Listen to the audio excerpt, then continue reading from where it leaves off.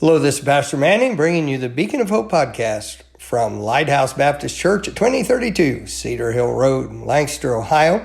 Today I have the pleasure of bringing to you the 8th in our series, For Such a Time, Episodes in Esther. The first 7 segments of this series have been as follows. Segment number 1 was Introduction. That is episode 158 in the podcast roster. Segment 2 was The Queen Removed. That's episode 160. Segment 3 was Meeting the People. That's episode 161. Segment 4 was The Queen is Chosen. Episode 164. Segment 5 was The Rise of Haman, Hater of the Jews. That's episode 167. Segment 6 was The Deadly Commandment. Episode 169. And then most recently had been segment 7, The Reaction of the Condemned, and that was episode 171. Today, as mentioned, is the 8th in the series, and this one is entitled Reluctance, Revelation, and Resolve.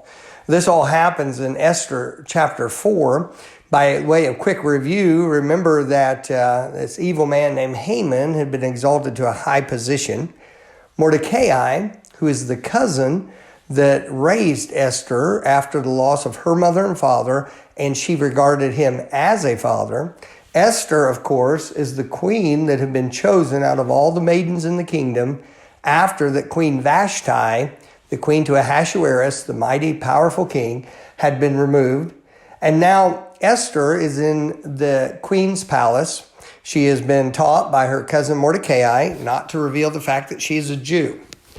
Mordecai is a man of some importance in the kingdom, and he was in the king's gate, in other words, at a place where the political and the powerful traffic came in and out. And when Haman was exalted to his high position, everyone in the king's gate would bow to him except Mordecai. Mordecai would not bow down to him. This infuriated proud, evil, foolish Haman. And Haman wanted to destroy not just Mordecai, but he wanted to destroy all the Jews. He hated them for their differences. He hated them for their law. He hated them because they were God's people. Haman, somehow or other, had the ear of the king, and he and the king, may I say very shamefully, were setting up wine one day, just drinking wine. And Haman said, "There's some people in your kingdom. They don't pay attention to your laws. They're different than everybody else, and they're really a problem." And he said, "King, I'll pay money to have them exterminated." The king gives Haman his ring and says, "Do what you want with him." And of course, then the evil commandment comes out that on a certain date, that everyone in the kingdom would be allowed to attack these people, the Jewish people. And they would be able to destroy them, to kill young and old, women and children, and to take anything that they wanted. Very, very similar to what would happen in 1938 under Hitler as he rose to power in that horrible time called the Crystal Night, or the Night of the Broken Glass. Now, when the king allowed Haman to set this law, and the law was sent out through all the land, there was great mourning and weeping, and you can imagine the response of the Jewish people when they realized that they were going to be helplessly slaughtered. Mordecai himself tore his clothing, put on sackcloth, a rough garment, ashes upon himself, and went before the king's gate, weeping and lamenting and with a loud voice. No one was allowed to come before the king's gate in a condition like that. Mordecai knew that, but he went there because his voice had to be heard. Well, inside the palace, Esther found out about what Mordecai was doing. She didn't know about the decree that had been signed, but she knew her cousin was acting this way and all that. And she sent a man named Hatash out to bring new clothing to Mordecai and told him to basically get cleaned up and, hey, don't do this in front of the king's gate and take care of yourself. And Mordecai sent word back into the palace to the queen and sent a copy of the decree and showed her what was going to be done. And then he said to her, Queen Esther, you have to go before the king and you have to plead for your people with this. Remember, Esther had been told by Mordecai not to reveal who she was up till this time. And now he says, you go to the king and you talk to him. And that's where we pick it up in Esther 4 and verse 10. And we'll see this, the reluctance, the revelation, and the resolve. Verse 10 says, Again Esther spake unto Hatash, and gave him commandment unto Mordecai. All the king's servants and the people of the king's provinces do know that whosoever, whether man or woman, shall come unto the king into the inner court, who is not called, there's one law of his, to put him to death, except such to whom the king shall hold out the golden scepter, that he may live. But I have not been called to come in unto the king these 30 days. Here's the reluctance. It says in verse 12, they told all to Mordecai Esther's words. This is the reluctance. Mordecai said, Esther, go to the king. Esther says, Mordecai, you know this. I know this. Everybody who works in this kingdom knows this. If I walk into the king's area, that inner area, and I've not been asked to come, I will be executed on the spot unless the king lifts his royal scepter, that long rod and very beautiful rod that was a symbol of his ruling authority. Unless he lifts that golden scepter and points it towards me, she said, I will be executed. Queen or not, they'll kill me right there. And so there's a great reluctance. Here's this time. She's read the decree. She realizes all the Jews are going to be killed. But now Mordecai is saying, Esther, you've got to go in there and try to talk to him. And she says, it's certain death for me. I walk in, unless he raises that scepter, I'm dead. So there's a great reluctance. Well, this is followed by a revelation in verse 13. It says, Then Mordecai commanded to answer Esther. Now you can see this, they're sending these messages back and forth. Think not with thyself that thou shalt escape in the king's house more than all the Jews. For if thou altogether holdest thy peace at this time, then shall their enlargement and deliverance arise to the Jews from another place. But thou and thy father's house shall be destroyed.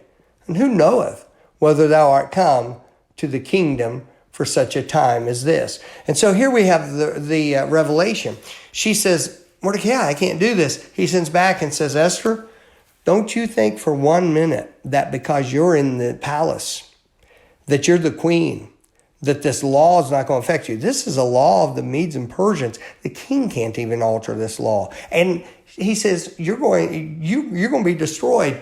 And then he goes further in Revelation. He says, Esther, did it ever occur to you that maybe why you were chosen, maybe why you were shown favor above all the maidens in the kingdom, was because God was putting you into this position so that you could help to save your people?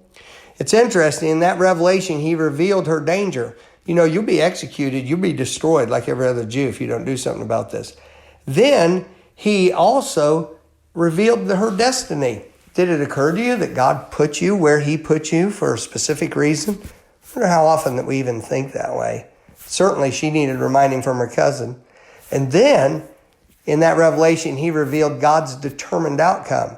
In other words, God had promised that a Messiah would one day come through the Jewish people. Therefore, they could not be exterminated. However, Esther could either be part of the plan of redemption, or she could be cast aside and destroyed if she refused to obey God when she needed to. It's an important lesson to learn. Man's given a choice, but God's final determination will not be thwarted. And so it's a very, very important thing to understand. Now we see the resolve. Being faced with this, Esther's a young lady, and these monumental things, the whole existence and the well-being of her people is in her hands, and yet in order to try to help them, she has to risk dying. And so in verse 15, we see the resolve. Then Esther bade them return Mordecai this answer. Go, gather together all the Jews that are present in Shushan, that's the palace, and fast ye for me, and neither eat nor drink 3 days, night or day. I also and my maidens will fast likewise, and so will I go in unto the king. There's a resolve. She said, Mordecai, you get all the Jews that are in the palace, get them to fast, get them to pray. I'm going to fast, I'm going to pray. Then I'll go into the king, and then you can almost see her delicate and beautiful set of her chin, but yet a determined look, as she said, as she had written in the message sent out to him. And if I perish, I perish. She said, no matter what happens, I'm going to do the right thing. So Mordecai went his way and did according to all that Esther had commanded him. Isn't it amazing how Esther approached God before she ever approached the king? And this statement of bravery and nobility that said, if I perish, I perish, was not a flippant thing, or it was not easily arrived at. But as she looked at the things from which she had derived some reluctance, when she saw the revelation of why she'd been put in that position, she then resolved that if it cost her her life, she was going to stand on the side of right.